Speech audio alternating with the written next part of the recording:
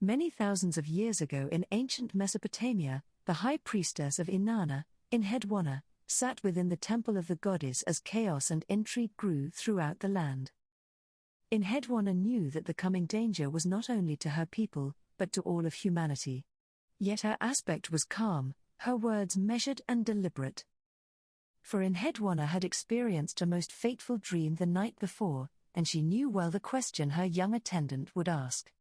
How did the humans get the maize, Enheduanna? Listen, young Utuzus. So you will learn how the Queen of Heaven gave humans the holy maize. Long ago, a terrible storm brought darkness and chaos over the world. Many of our ancestors abandoned hope, for it seemed that the tree of humanity was doomed to extinction. But although the other gods ignored the people's suffering, the Queen of Heaven, Inanna, looked on with love and decided to save humanity. She boldly went to Enki, the god of wisdom in the deep sweet waters. Enki greeted Inanna respectfully, shared the drink of the gods, and then tested her with many challenges. Inanna prevailed against each of Enki's trials, showing herself to be his equal in intelligence. Enki was so enamored with Inanna's beauty and brilliance that he proudly offered to her the holy maize. Inanna accepted the maize graciously, placed them in the boat of heaven, and then set out for the land of the humans. After Inanna left and Enki recovered his sobriety, he realized his boastful mistake and sent demons to stop the boat of heaven.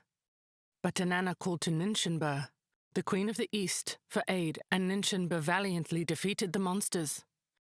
Again and again Enki sent demons to stop Inanna, but again and again Ninchenbur came to Inanna's rescue. At last the boat of heaven and the holy maize reached the humans' gates.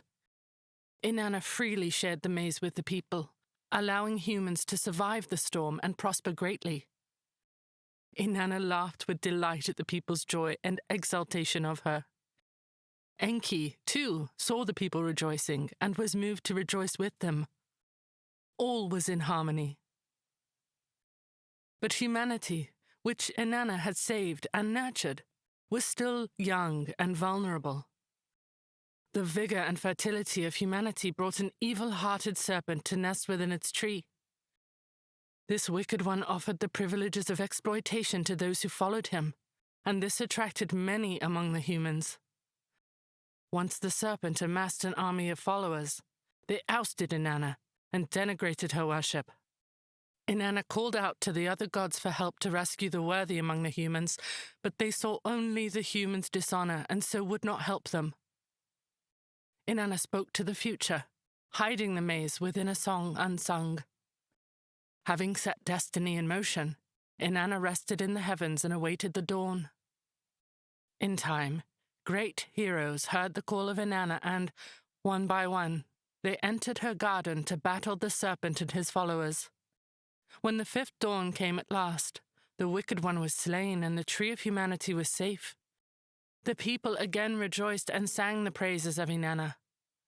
Smiling like a mother whose children have grown strong and wise, the Queen of Heaven stretched her arms across the earth and gave the fruit of immortal happiness to humanity.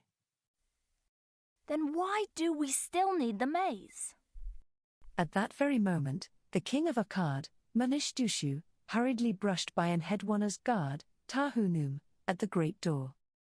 The king's face was ashen with worry, and he wrung his hands as he spoke. High Priestess Enheduanna, we must talk. The beginning of the end is upon us. Yes, Manishtushu, we will talk. Listen, sweet Utuzus. Inanna's heroes have not yet come. The maize are the holy seeds which must grow in order to bear fruit. If we are not careful to nurture and protect them, all will be lost before Inanna's song is heard. Now go to your mother, Utuzus. I must talk with King Manishtushu. Enheduanna, what of her? She should leave, should she not? No, my brother. Ninki is loyal to the Queen of Heaven. Very well. Listen closely, sister. We must flee.